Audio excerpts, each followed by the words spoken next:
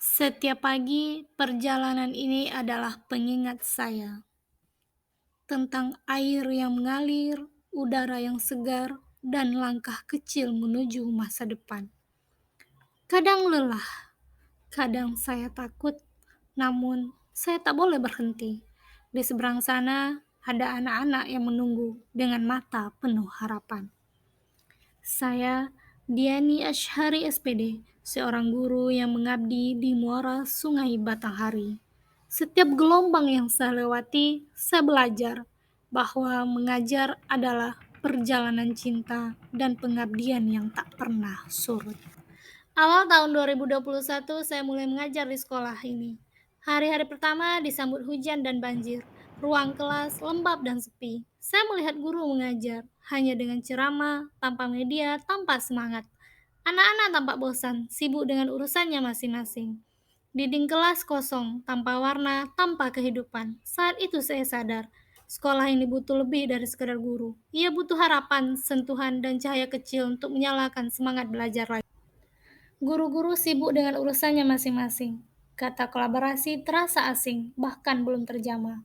Setiap orang berjalan sendiri tanpa arah yang sama. Dan semua itu berdampak pada ruang-ruang kelas yang sunyi. Sunyi tanpa tawa, tanpa semangat, tanpa cahaya belajar. Perpustakaan itu sunyi, rak-raknya dipenuhi buku tapi jarang disentuh. Anak-anak jarang datang, budaya literasi dan numerasi masih jauh dari harapan. Membaca belum menjadi kebiasaan, berhitung belum menjadi keceriaan. Tempat yang seharusnya menjadi jantung pengetahuan kini hanya ruang kosong tanpa denyut. Ketika saya melihat hasil belajar siswa, hati ini terasa berat. Hanya beberapa mata pelajaran yang mencapai kriteria ketercapaian tujuan pembelajaran. Rapor mutu sekolah pun menunjukkan kategori sedang bahkan kurang. Saya tahu ini bukan semata karena kemampuan anak-anak, tapi karena kami para guru masih berjalan sendiri-sendiri. Kolaborasi belum tumbuh, kerjasama belum menjadi budaya. Maka dari permasalahan yang ada dalam proses pembelajaran, saya berinisiatif untuk membuat sebuah wadah pengembangan diri bagi para guru. Komunitas ini saya beri nama Kompak, yaitu komunitas pembelajar aktif dan kolaborasi, sebagai ruang untuk saling berbagi, belajar, berkolaborasi dalam meningkatkan kualitas pembelajaran di sekolah. Begini Bu, kami melihat di sekolah kita ini kawan-kawan masih ada yang belajarnya belum pakai media, anak-anak tidak bisa berdiskusi, masih malu untuk bertanya, dan kita melihat hasil rapor mutu kemarin juga banyak yang kurang dan sedang. Di sini kami berinisiatif untuk membuat komunitas belajar yang kami namakan Kompak. Nah, Kompak ini kepanjangan dari komunitas pembelajar aktif dan kolaborasi. Bagaimana Bu? Apakah Ibu setuju dengan ide kami? Kalau secara pribadi, saya sangat setuju dan untuk mungkin dengan rekan-rekan kita bisa komunikasikan lagi hasilnya atau ketika nanti kita datang rapat dan seterusnya juga mungkin. Bersama majelis guru, kami duduk, berdiskusi, merancang langkah-langkah kolaborasi yang nyata. Setiap ide diuji, setiap rencana dipertimbangkan, hingga kepala sekolah memberi persetujuan. Semua dituangkan dalam surat keputusan kepala sekolah. Tahun pertama tidak berjalan lancar. Komunitas belajar belum tumbuh seperti yang diharapkan. Sekolah kami sekolah kecil, tenaga pendidik terbatas, fasilitas pun minim. Kami tidak punya laboratorium, tidak semua guru mampu menggunakan teknologi, dan jaringan internet pun tidak stabil. Dukungan pemangku kepentingan pun masih lemah, kolaborasi belum kuat. Namun di tengah segala keterbatasan, kami belajar untuk tetap berdiri, karena kami percaya perubahan besar selalu dimulai dari langkah kecil. Itu sudah 7 sekian kata, 70 sekian. Kalau sedang ya kan masih ada yang mau dibenahi. Padahal sudah biru itu masih pun harus ada dibenahi. Contoh, Sebagai perintis komunitas belajar, saya mengajak rekan-rekan guru untuk tumbuh bersama. Saya membuat agenda diskusi 2 kali sebulan untuk berbagi ide tentang metode, model, dan asesmen pembelajaran. Saya juga membimbing mereka menggunakan media ICT dan alat konkret agar pembelajaran lebih menarik. Tak hanya itu, kami mengadakan in-house training dengan menghadirkan pengawas sebagai narasumber, semua demi meningkatkan profesionalisme dan semangat belajar di antara kami. Kami belajar untuk kompak melalui lesson study. Guru-guru dipasangkan, saling mendampingi dalam setiap langkah. Saat guru mengajar, pasangannya mengamati dengan penuh perhatian, bukan untuk menilai tapi untuk memahami dan memberi masukan dengan tulus. Dari setiap pertemuan kami saling belajar, saling menguatkan. Tidak ada lagi rasa sendiri karena kami tahu di balik setiap guru hebat ada rekan yang setia mendampingi, membantu, dan percaya. Dari situlah kami menemukan makna sejati dari kata kolaborasi. Setiap pagi 15 menit sebelum belajar dimulai, anak-anak baca buku. Suasana kelas berubah, kini lebih tenang, lebih hidup.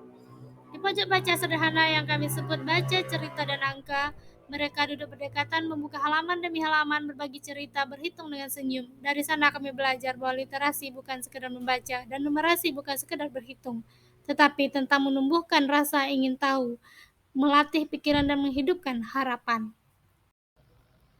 Kami belajar untuk kompak, bukan hanya di kelas, tapi juga dalam tindakan nyata. Bersama murid kami melakukan aksi sosial, bergotong royong, membersihkan sekolah. Setiap Jumat kami melakukan sholat duha, mengaji, dan saling berbagi. Dari kegiatan sederhana itu tumbuh sikap positif dan rasa kebersamaan. Kami membentuk lingkaran kecil tempat anak-anak belajar saling menghargai, saling menguatkan. Tidak ada lagi perundungan, tidak ada yang merasa sendiri. Di setiap akhir bulan kami selalu melakukan refleksi, melihat dan meninjau kembali mana yang harus kami perbaiki. Untuk menjaga berjalannya komunitas ini, kami tidak berjalan sendiri. Kami melibatkan komite sekolah, wali murid, dan juga masyarakat sekitar. Kami berdiskusi bersama, kadang di ruang rapat sekolah, kadang lewat grup WhatsApp yang sederhana. Karena pendidikan bukan hanya tugas guru di sekolah, tapi tanggung jawab kita bersama. Perlahan, kekompakan itu mulai menampakkan hasil nyata.